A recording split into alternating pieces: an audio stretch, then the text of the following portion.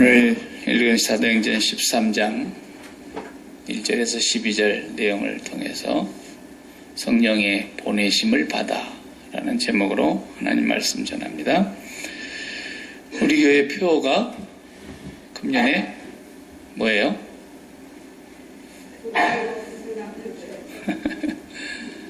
우리 교회 표어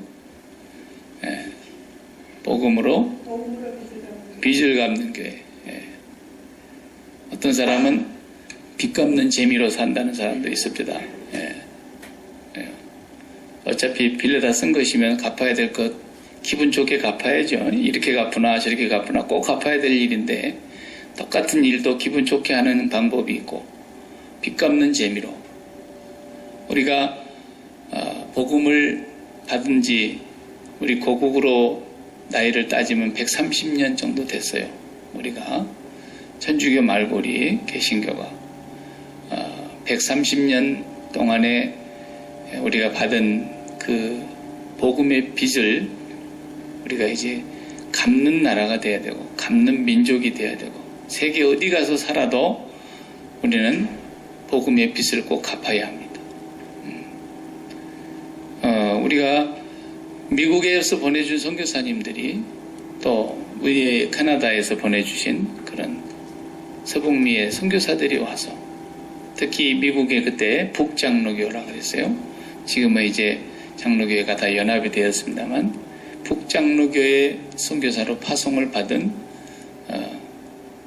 언더우드 장로교 선교사와 또 미국 감리교 아펜젤러 선교사님과 두 분이 대표적으로 우리 미국에서 한국에 오시게 된 하나의 주자이죠.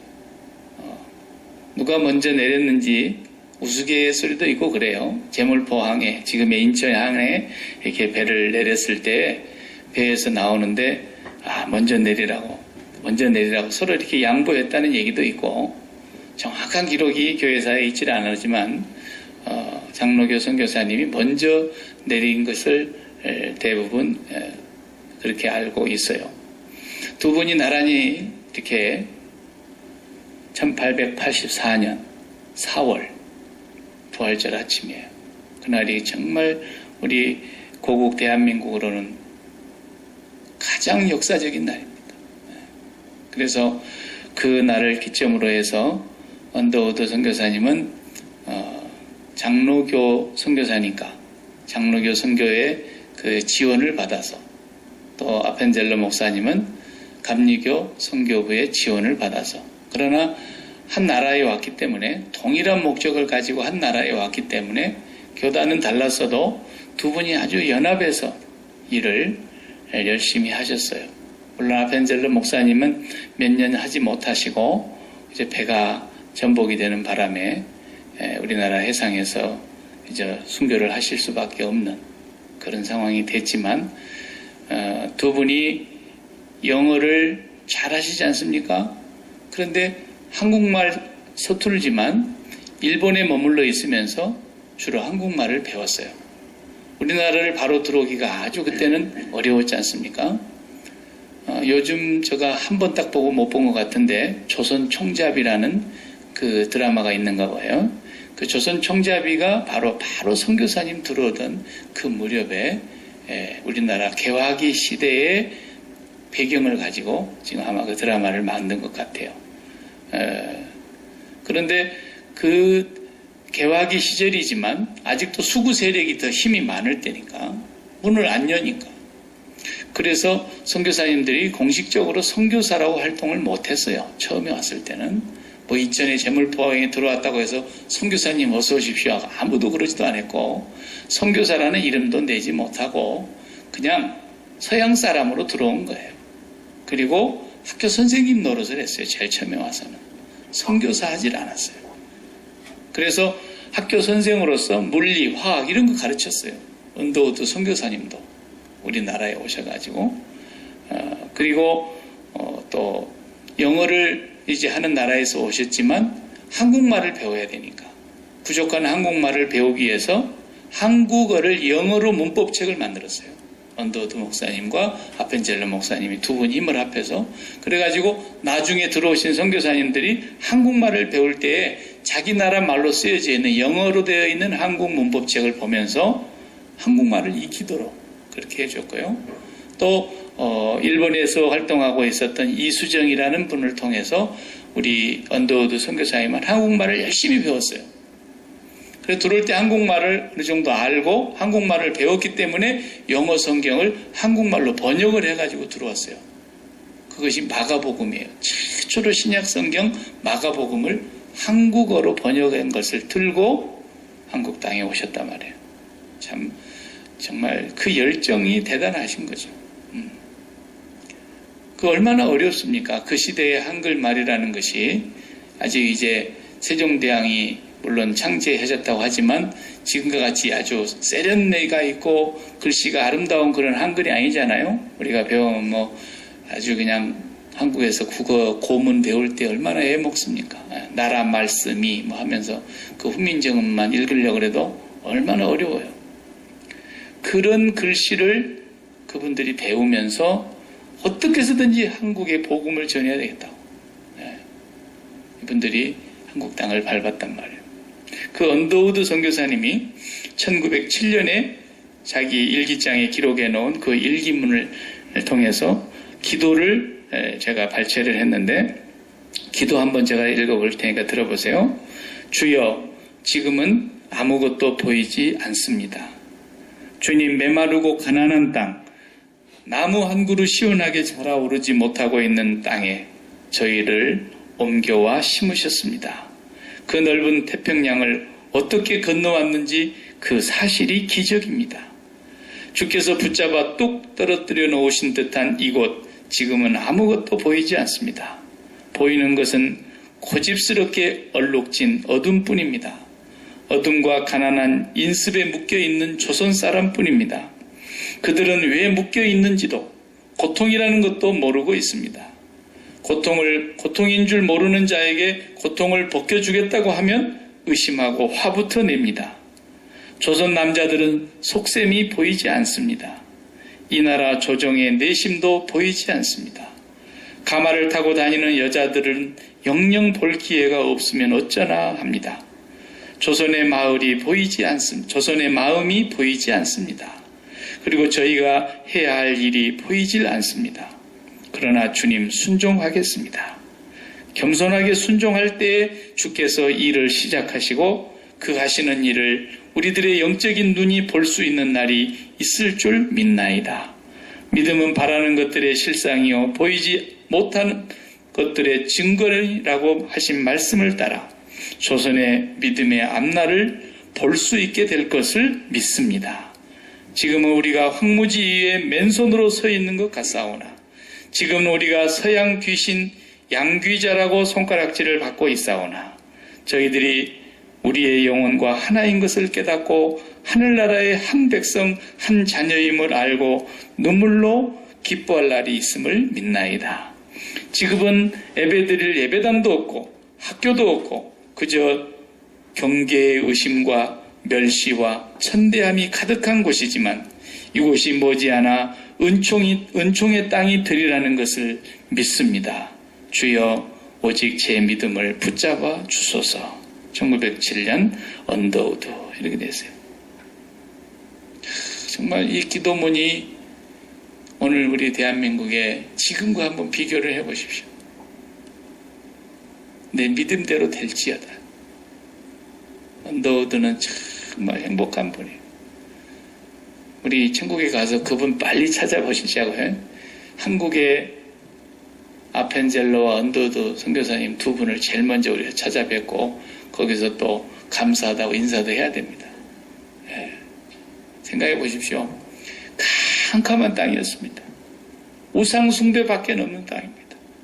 여자들은 얼굴도 못 내밀고 다니던 땅이고 무지의 땅이고 꽉 막혀 있는. 그런데 오늘날의 한국에 절가는 없는 데가 들어있지만 교회 예배당 없는 데는 없습니다. 잘못돼서 비난을 받기도 하고 손가락질 받기도 하는 부분도 없지는 않지만 오늘날 우리 고국 대한민국에 언더우드 선교사님이 처음 발을 디뎠던 그 조선 땅에 그렇게 막막하게 아무것도 보이지를 않습니다. 이 멀고 먼 태평양을 어떻게 건너왔는지 그것 자체가 기적입니다. 풀 한 폭이 나무 한 그루도 자라오르지 않을 것 같은 이 땅을 하나님께서 우리를 옮겨다 심어 놓으셨는데 언젠가는 이 땅에 믿음의 열매가 맺혀질 날이 올 것을 믿나이다. 그렇게 기도했던 그 기도가 응답이 돼서 말이죠. 어쨌거나 외형적으로는 우리 한국 교회는 130년 역사에 전 세계의 50대 교회 가운데 절반이 대한민국 그 자그마한 나라 안에 있습니다. 얼마나 많은 사람들이 50%가 교회를 한 번씩은 다 다녀본 사람들입니다. 4명 중에 한 사람은 어쨌든 기독교인입니다. 언더우드 선교사님의 그 기도가 하나님의 뜻이었고 하나님의 꿈이 언더우드 선교사나 그 이하에 계속해서 조선 땅을 밟았던 그 선교사들을 통해서 하나님이 역사하신 것입니다. 성령이 미국 땅에 있는 그를 보내신 거죠. 그 부친과 그 부모가 영국에서 이민을 오신 분들이거든요. 초창기에. 다 대부분이 그랬지만. 그리고 이분이 13살 때 아버지 손을 잡고 미국에 이민을 갔을 때 따라온 사람이에요. 한국에 왔던 그 언더우드가. 초등학교를 막 졸업할 나이에 아버지 어머니와 함께 미국으로 왔죠. 6남매 중에 아마 4번째인가 제가 되는 걸로 알고 있어요. 저는 그분의 손자에게 배웠습니다. 그분의 손자가 원요한입니다. 이름은 전부 다 계속 존 언더우드예요. 존 언더우드. 할아버지도 존 언더우드, 아들도 존 언더우드, 존 언더우드, 전부 존으로 불러요. 그런데 그 언더우드 선교사님의 손자가 저희 학교에 다닐 때 이제 성경을 가르쳤어요. 정말 지금도 눈에 선합니다. 두 내외가 부인은 음악을 전공했기 때문에 음악을 가르쳤고 남편은 프린스턴 신학교에서 전공을 해서 또 뉴 브런스윅 신학교에서 공부를 해서 우리에게 성경을 차근차근 구약부터 신약까지 가르쳐줬던 분이세요. 그리고 이제 다 가르치고 나서 이분이 성경시험을 꼭 치르죠. 이 성경시험이 합격을 해야 이제 졸업이 되는 거예요. 3학년, 4학년 때 한 번 기회를, 2번 기회를 주는 거예요. 3학년 때 떨어지면 4학년 때까지. 그래야 이제 졸업이 되는 겁니다. 이분은 너무나 정확하게 하기 때문에 우리 한국 목사님들은 정의 후하고 점수도 좀 잘 주고 그래가지고 69점 맞으면 70점 못 맞아도 어떻게 해서든지 또 졸업시켜주려고 애를 쓰지 않습니까? 근데 이분은 69점이면 무조건 졸업이 안 됩니다. 그래서 제가 그때 미국 분들은 그런 분들이구나 제가 그걸 알았습니다. 그래 한 분은 3학년 때 시험 보다가 떨어졌는데 4학년 때 마지막 기회에 한 번 이제 더 볼 기회에 시험을 봤는데 도무지 이게 떨어질 것 같으니까 컨닝을 했습니다. 그래가지고 이 사람이 붙들려가지고 빵점 처리를 해가지고 졸업도 못하고 또 그 다음에 후배들하고 1년 더 기다렸다가 졸업을 하는 그런 예도 있었습니다. 하여튼 이분의 에피소드가 너무너무 많아요. 또 쌍둥이세요. 이 언더우드 손자 이분은 쌍둥이가 돼가지고 여기서 사역을 하시다가 이제 2분이 다 나와 있으니까 한 분이 들어가는데 부인이 마중을 나왔는데 남편인가 씨아제인가 구분을 못 해가지고 막 이렇게 한참 대화하다가 부인이 나왔구나 나 이렇게 알게 되는 그런 경우도 있고 재미난 에피소드가 참 많았습니다. 4세까지 이분의 4세가 원한경 박사입니다. 연세대학교에서도 일하셨고 원한경 박사님은 이제 광주에 와서 많은 일들을 하시다 보니까 광주 그 민주화 운동이 일어났던 그 현장에 있었기 때문에 이분이 그것에 대해서 너무너무 많이 밝히고 그러니까 우리 옛날 전두환 대통령께서 추방령을 내려가지고 그때 미국으로 쫓겨가고 다시 못 들어왔습니다.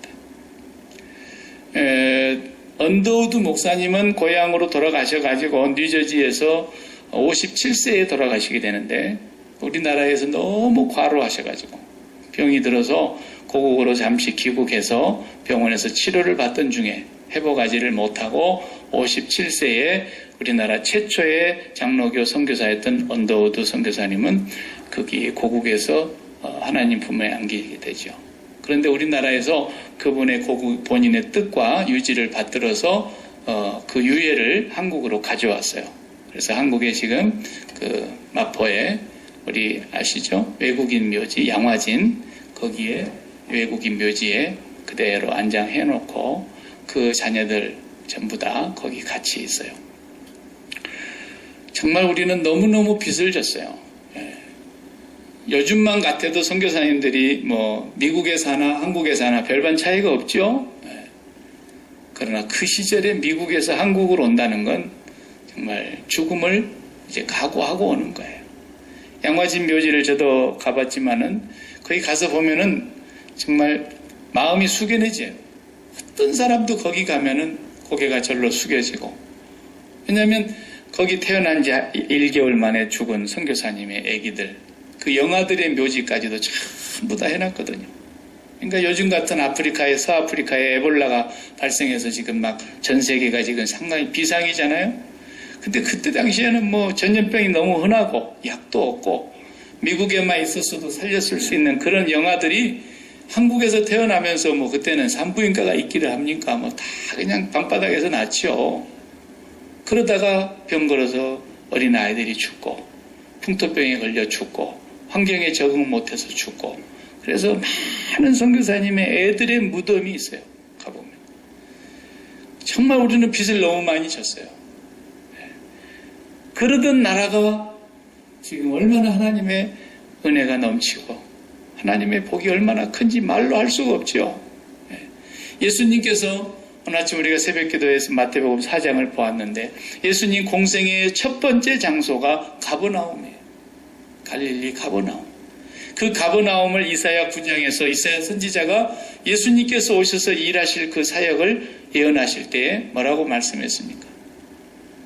어둠에 그늘진 땅, 사망이 덮인 땅에 빛이 비쳤다 그랬어요.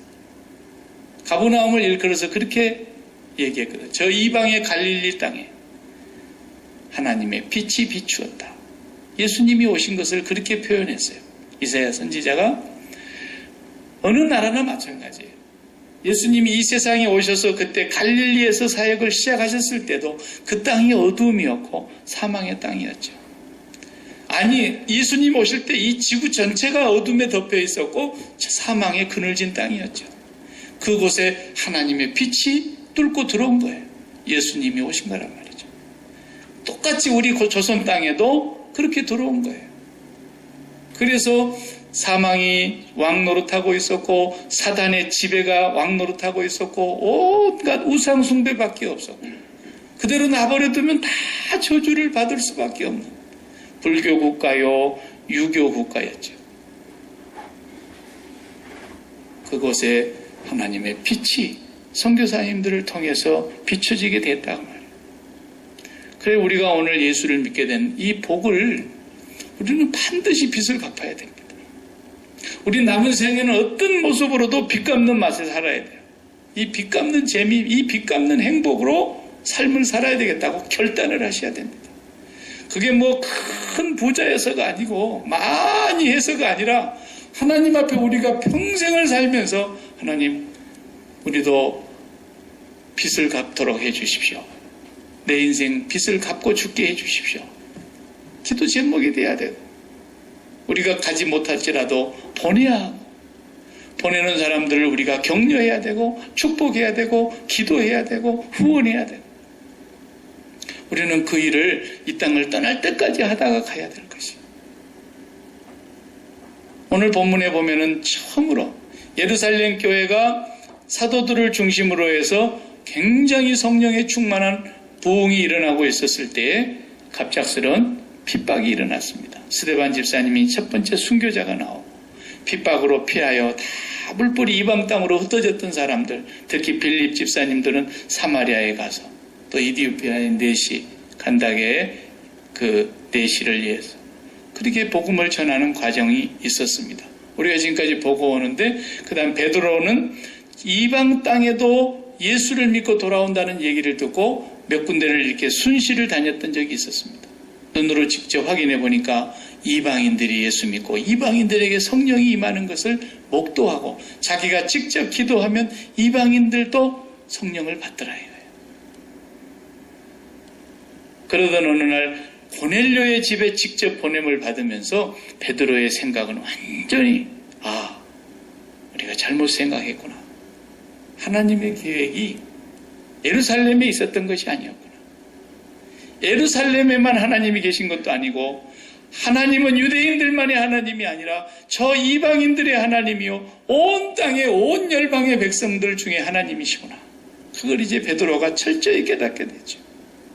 그러면서 예루살렘 교회가 이방인들과 조금씩 문이 열려지기를 시작했는데 마침내 흩어졌던 그 유대인들이 안디옥까지 가서 거기에 교회가 세워지게 되고 안디옥 교회가 최초로 이방인을 향한 선교사로 파송하게 되는 오늘 그 본문을 우리가 읽게 됩니다.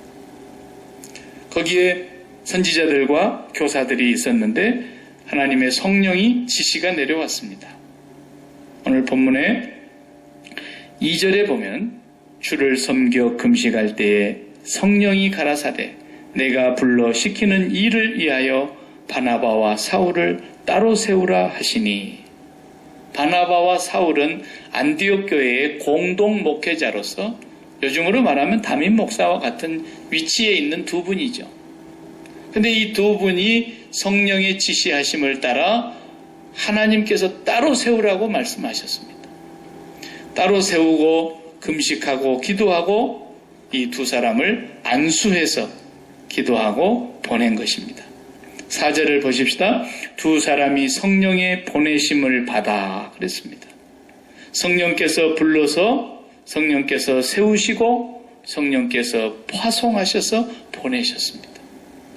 성령께서 선교하시는 걸 우리가 지금 보고 있는 거예요. 사도행전이지만 성령행전이에요. 사도들은 성령에 따라서만 움직이는 거예요. 그냥. 성령의 지시하심을 따르고 성령께서 인도하시는 대로 따르고 성령께서는 환경도 주장하시고 환경도 사용하시고 섭리하시고 성령님께서는 시간도 성령님이 결정하시고 타이밍뿐만 아니라 모든 장소까지도 어디로 가는 길목까지도 성령이 방향을 다 정하시는 겁니다. 사도들은 오직 거기에 순종하고 갈 뿐입니다. 가다 보면은 길이 없는 곳도 있었습니다. 길이 막히면 또 멈추고 있습니다. 그러면 성령이 또 지시하시는 대로 움직입니다. 가다 보면은 환영하는 것보다는 핍박하는 곳이 더 많았습니다. 그래도 그들은 성령의 인도하심을 따라서 갔습니다. 이것이 선교사의 사명이거든요. 오직 성령의 보내심을 받아서 가는 겁니다. 이것이 그들에게는 최고의 큰 무기예요. 우리가 어디를 가도 예수를 믿는 사람은 그런 자부심과 배짱과 용기가 있어야 되는 거예요. 우리가 하나님의 자녀가 아니면 몰라도 하나님의 자녀는 어디에 가 있어도 하나님이 부른 사람이고 하나님이 뽑아 세운 사람이고 하나님이 선택한 사람이고 하나님이 지키시는 사람이고 하나님이 인도하고 계시고 하나님이 통행하시고 보내시고 그런 날마다 우리 마음속에 자아의식이 있어야 한다는 말이에요. 성령이 여러분을 날마다 보고 계시는 거예요. 성령이 우리를 떠나지 않겠다고 약속하셨죠. 세상 끝날까지 함께 있겠다 그러셨죠. 그렇기 때문에 세상 끝날까지 그리고 우리가 주님 오시기 전에 먼저 가게 되면 우리의 끝날까지 이 땅에서의 삶이 끝나는 순간까지 성령님께서 함께 계시겠다는 거예요. 뭐하고 있을 때? 성령의 뜻은 과거나 지금이나 앞으로도 복음을 전하는 일이에요. 선교하는 일이고 전도하는 일이에요. 외국에서 나가서 전도하는 것도 선교고 여기 살고 있으면서 전도하는 것도 선교고 어떤 모양으로든지 하나님의 선교. 여기는 또 다민족이 모여서 살기 때문에 우리가 어디에 누구를 만나도 우리가 전도하는 곳이 바로 현장이 선교예요. 땅끝이 어딘지 아세요? 땅끝이 내가 서 있는 곳이에요. 그리고 온 세계의 중심이 어디냐? 내가 서 있는 곳이에요. 워싱턴 DC가 중심일 것 같습니까? 그건 지리학적으로, 지정학적으로 그런 거죠. 아니에요. 하나님의 나라에서 보면은 하나님의 백성이 성령의 보내심을 받아 서 있는 곳이 온 세계의 중심이고 온 세계 땅끝이라니까요. 그러니까 과학적으로도 맞지요. 내가 지금 앞으로 반드시 비행기를 타고 가서 끝까지 가봐요. 다시 있던 자리로 돌아오잖아요. 그러니까 내가 땅끝인 거예요. 땅끝이에요. 그리고 내가 서 있는 곳이 세계 중심이라니까요. 빙 돌아서 와봐요. 내가 중심에 있지. 우리 예수 믿는 사람은 어디에 살아도 내가 하나님의 백성이라면 세상의 중심부에 있는 거고 땅끝에 있는 것이고 온 세상의 하나님이 오늘 우리를 그렇게 보내신 거예요. 약기마에 산다고 시골에 사는 거 아닙니다. 지리학적으로 시골이지만 우리는 땅끝에 있고 중심에 있는 사람들이에요. 하나님이 보내셨기 때문에. 하나님이 보내셔서 하나님의 계획과 뜻을 이루어가는 삶을 살아가는 사람이라면 그 자부심을 가져도 됩니다. 우리가 매일매일 나는 성령의 보내심을 받아서 오늘 또 복음을 위해서 이 땅에 살아가고 있다. 어떻게 하든지 나는 복음의 빛을 갚는 인생을 살아야 되겠다. 여러분 그런 마음에 굳은 결단이 매일 새롭게 반복되기를 바랍니다. 네. 우리가 그래도 선교하는 일에 조금씩 이제 물꼬를 터나가는 걸 얼마나 감사한지 몰라요. 양에 차진 않지만 많이 우리가 하고 싶은 욕심도 갖고 있고 앞으로 더 하나님께서 많은 길을 허락해 주시기를 바라지만 그래도 조금씩 우리가 이 일을 감당한다는 게 얼마나 귀한 일인지 몰라요. 최초로 오셨던 그 언더우드 선교사님은 제가 장로교 목사니까 장로교를 신학교를 이제 평양신학교가 우리나라에 최초로 세워졌지 않습니까? 평양에. 그 평양에 1907년에 7명이 한국 목사가 한국 신학생이 이제 졸업이 되고 안수를 받는 최초의 해입니다. 7사람이 졸업생이 나왔어요. 그리고 목사로 첫 번째 목사님이 서경조 목사님이에요. 우리나라 언더우드 선교사님에게 최초로 세례를 받은 분이 서상륜 집사인데 서상륜 씨는 장사하시는 상인이세요. 근데 이분이 언더우드 선교사님에게 복음을 듣고 세례를 받아가지고 그 복음을 자기 동생한테 전했어요. 서경조 씨에게 전한 거예요. 근데 그 서경조 씨가 예수를 믿고 동생이 신학교를 가서 우리나라 최초의 목사가 됐어요. 그리고 우리나라 최초 선교사로 한국 최초의 선교사로 파송을 받은 누굽니까? 이기풍 선교사. 이분이 그때 7명 중에 한 분이세요. 이렇게 해서 7분이 쭉 이렇게 평양신학교 1회 졸업생으로 1907년도에 이렇게 목사가 됩니다. 7명이. 그분들이 한국교회의 지도자가 된 거예요. 초창기. 비로소 서양 선교사가 아닌 한국 내에서 선교사님들과 많은 선생님들의 지도를 받고 최초로 한국인이 한국에서 목사로 열매를 맺는 것이 7분이란 말이죠. 우리가 이제 니카라과 같은 데 이렇게 조금씩 섬길 수 있는 거 13사람을 우리가 지금 어쨌든 기도하고 후원하면서 그분들의 지도를 하고 있는 거예요. 그분들은 졸업을 하면 니카라과에서 목사가 되실 분들입니다. 그 나라의 전도자가 될 것입니다. 그 사람들이 앞으로 어떤 일을 할지 우리가 어떻게 알겠습니까? 언더우드 선교사님의 기도를 한번 다시 생각해 보십시오. 아무것도 보이지가 않습니다. 아무도 환영해 주지 않습니다. 서양 귀신의 아들이라고 양귀자라 그랬거든요. 서양 귀신을 가지고 온 사람들이라고 다 조롱하고 핍박하고 꼭 지나가는 길가에 동물 쳐다보듯이 쳐다보기만 하고 아무도 그들을 달갑게 받지를 않았습니다. 그러던 그 땅에 그 언더우드 목사님의 그 기도를 하나님은 들으셨습니다. 그곳에 그 엄청난 역사가 하나님께서 이루셨습니다. 우리가 지금 조그만 일에 후원하고 있고 작은 것에 섬기고 있는 것 같지만 우리가 기도를 쉬지 않고 하나님의 백성들을 오늘 또 복음의 빛을 갖는 마음으로 나아갈 때에 반드시 우리 하나님께서 저들의 기도와 우리의 기도를 들으시고 하나님의 놀라운 선교의 추수가 일어날 줄로 믿습니다.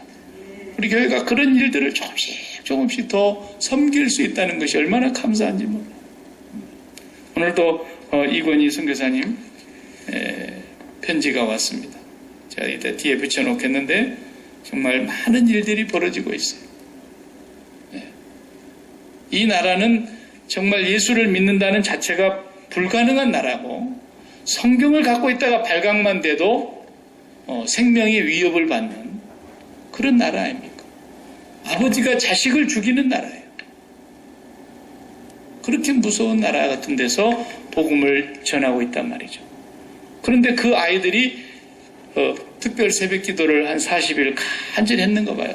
이번에 선교사님들이 거기서 기도가 끝나고 났는데 그쪽에 있는 사람들이 자기들을 찾아서 만나러 오는 일들이 벌어지고 있다는 거예요. 성경을 달라 그러고 성경을 읽고 또 예수님 그 일대기로 영화로 만든 그 영화를 보면서 예수님을 영접하는 일들이 벌어지고 또 많이 방황하는 사람들도 있고 아직도 의심하는 사람들도 있고 기도의 요청이 여기 담겨져 있어요. 지금은 정말 그들이 나가서 있는 그 땅이 옛날 언더우드 선교사님이 우리 조선 땅에 올 때하고 거의 흡사 비슷합니다. 그렇지만 지금 그들의 그 기도와 헌신과 복음을 전하는 그 작은 미랄되는 그 희생이 앞으로 하나님께서 이슬람권에 어떤 역사를 일으키실지 네 믿음대로 될지어다. 하나님께서 분명히 그 기도를 응답하시고 하나님이 기뻐하셔서 반드시 열매를 거두는 그런 날들이 오게 될 것입니다. 우리가 그러므로 이 하나님의 거룩한 성령의 역사에 우리도 함께 순종하는 교회, 순종하는 한 사람 한 사람의 성도가 되어야 한다는 것입니다. 오늘 본문에 보면은 첫 번 선교를 딱 나갔는데 무슨 일이 벌어지냐면 한쪽은 방해하고 한쪽은 받아들이고 이 두 가지 현상이 동시에 있는 거예요. 그렇기 때문에 우리가 선교사님들을 위해서 기도할 때 또 우리가 이 야끼마 씨를 위해서 기도할 때도 꼭 잊지 말아야 될 것은 그거예요. 이 야끼마 씨 안에 이렇게 예배당이 많고 하나님의 백성들이 많은 것 같지만 복음을 전하는 일을 계속해서 방해하는 영적인 세력이 있다는 것을 우리가 항상 알아야 돼요. 언제나 그것에 대해서 깨어 있어야 돼요. 이 야끼마 시내에 어둠의 영들이 활동하지 못하도록 어둠의 역사가 이 땅에 있는 사람들을 어둠 속으로 끌고 가지 못하도록 우리가 성령으로 강하게 기도해야 돼요. 가서 복음을 전하고 있는데 무당이 거기 있는 거예요. 무당이. 우리나라하고 똑같아요. 우리나라 전체가 무당이 있었어요. 지금도 무당이 있지 않습니까? 그 무당이 있는데 그 무당이 그 동네에서 최고로 힘이 있는 거예요. 한마디로 이건 완전 무식쟁이인데 이게 귀신에게 사로잡혀 있기 때문에 사람들이 귀신 앞에서 다 두려워하지 않습니까? 그러니까 이 귀신의 영에 사로잡혀 있는 무당에게 다 꼼짝을 못하는 거예요. 저도 시골에서 목회를 한국에 있을 때도 해봤지만 아무것도 아닌 사람이 어느 날 갑자기 무당짓을 하더라고요. 저 사람 누굽니까? 라고 물어봤어요. 제가 거기 부임에 가서 봤더니 옛날에 아무개 집에서 머슴살이 했던 그런 사람인데 세월이 지나가지고 먹고 살 길이 없으니까 그냥 산 중턱에 올라가지고 움막 하나 짓고 있다가 거기다 옹달샘을 하나 만들어서 물이 나오니까 그 옹달샘을 만들어 놓고 거기서 불상 하나 갖다 놓고 촛불 켜놓고 맨날 앉아 있는 거예요. 옛날에 남의 집에서 머슴살이 했던 그냥 아무것도 아닌 사람인데 어느 날 갑자기 거기서 자기가 무당입네 하고 이제 그러고 있는 거예요. 박수. 남자를 박수라 그러죠. 남자 무당을. 박수 무당이 돼 있는 거예요. 엘루마처럼. 그래가지고 맨날 거기 옹달샘 물 팔아먹고 요 물을 떠다 마시면은 쌍둥이 납니다. 애 못 낳는 새댁들도 애가 들어섭니다. 그래가지고 그 동네가 제가 목회하는 동네가 쌍둥이 마을이었거든요. 23가정인가가 쌍둥이를 낳았어요. 그러니까 애 못 낳는 전국의 사람들이 거기에 물 떠먹으러 이제 막 오는 거예요. 그 지금 동네 사람들은 다 웃어요. 동네 사람들은 정지하고 웃는다고. 왜냐하면 그 사람이 옛날 우리 동네 아무개 집에서 머슴살이 했다는 걸 알기 때문에. 아무것도 아닌데 TV 한번 타고 나니까 온 나라가 그냥 거기에 막 날마다 그랜저가 들어오는 거예요. 그 애 못 낳는 사람들만. 어느 동네든지 어느 나라든지 그 동네에 무당이 있습니다. 제가 중국에 또 한 분 선교사님을 아는데 그 선교사님은 그 민족 하나가 한 3천만 정도 되는데 한 민족이 우리나라 60년대와 똑같은 수준이고 동네에 무당이 있는데 그 무당이 최고라는 거예요. 그 동네에서. 자기가 이제 목사라고 하는 그 신분을 노출하지 못해서 그렇지 그 무당이 지금 그 동네를 완전히 휘어잡고 있고 고을마다 다 무당의 말만 듣는다는 거예요. 그러니까 어떻게 해야 선교가 되겠습니까? 무당이 꼬그라져야 되는 거죠. 무당의 권세에 어둠의 권세가 묶여야 되는 거예요. 그래서 우리가 이 나라를 위해서, 이 백성들을 위해서, 이 도시를 위해서 기도할 때도 어둠의 권세를 성령의 능력으로 묶어달라고 기도해야 되는 거예요. 어둠의 영들을 몰아내는 기도가 필요한 것입니다. 한 도시를 향해서 우리가 기도할 때도 그 기도해야 돼요. 그 바울 사도가 복음을 전하는데 자기가 제일 지금 복음을 전해야 되는 누구냐? 그 총독 서기오 바울이라는 사람. 이름이 자기하고 똑같아. 사도 바울하고. 서기오 바울에게 복음을 전하고 싶은데 그 박수 무당이 계속 방해를 하는 거예요. 계속 방해를 놓으니까 성령이 충만한 이 사도 바울이 그 무당에게 오늘 본문에 보면 한마디 하죠. 9절에 보면 바울이라고 하는 사울이 성령이 충만하여 그를 주목하고 가로되 모든 계계와 악행이 가득한 자요 마귀의 자식이요 모든 의의 원수요 주의 바른 길을 굽게 하기를 그치지 아니하겠느냐. 보라 이제 주의 손이 내 위에 있으니 네가 소경이 되어 얼마 동안 해를 보지 못하리라. 바울이 이렇게 선포하니까 즉시 그 눈이 어두워져서 앞을 보지 못해버렸어요. 일시적인 현상이었던 것 같아요. 얼마 동안 그랬더니.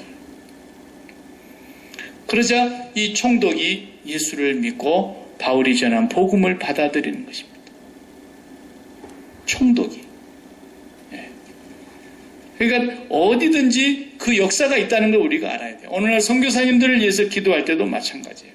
어둠의 역사가 항상 해방하고 있어요.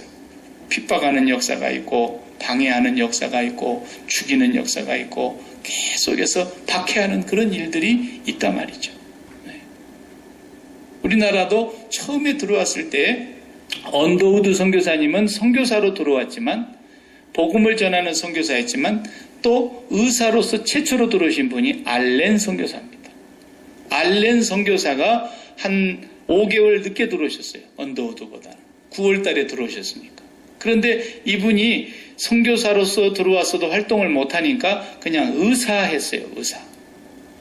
의사를 하는데 어떤 의사를 했냐면 그때는 대사급으로 이렇게 수교를 맺고 있었던 시절이 아니기 때문에 미국에서 공사가 파견 나와 있었는데 그 미국 공사관의 주치의로 일을 했어요. 알렌 의사가. 근데 이분도 선교사로서 파송을 받은 의사예요. 근데 얼마나 놀랍냐면 이분이 일본에서 있다가 중국에도 있다가 아무리 이렇게 일자리를 찾아도 자기의 길이 쉽게 열리질 않고 문이 열리질 않자 기도하던 가운데 미국 선교부에게 보고를 했어요. 내가 조선 땅으로 가고 싶은데 어떻게 생각하십니까? 그러니까 미국 선교부에서 가라고 했어요. 그 조선 땅으로 내려왔는데 조선 땅에 와도 선교사를 누가 환영합니까? 의사라고 해도 그때 우리나라에 의학이 다 있지 않습니까? 한방의학이 있기 때문에 서양의학을 받아들이질 않는 거예요. 귀신의 서양 귀신이라 그래가지고 아무도 안 받아들이는 거예요. 길이 없어요. 안 열리는 거예요. 그런데 놀라운 일이 벌어진 거예요. 우리나라에 갑신정변이라는 3.1천하의 사건이 있죠. 유명한 갑신정변이 일어난 그날 밤에 요즘 아마 저는 안 봐서 모르겠습니다. 조선 총잡이가 지금 그거 나올 거예요. 틀림없이. 갑신정변이 뭐냐면 우리나라의 그 개화기 시절에 이제 조선의 말기에 서양 문물을 빨리 받아들여야 된다. 일본처럼. 그것을 받아들여야 된다는 사람들이 개화파고, 아니다, 서양을 철저하게 막아야 된다 하는 사람이 수구파예요. 근데 그 수구파는 누구냐? 그때 당시에 민비의 조카뻘이 되는 민영익이라는 사람이 있었어요. 민영익이라는 사람이 그 수구 세력의 거목이에요, 거목.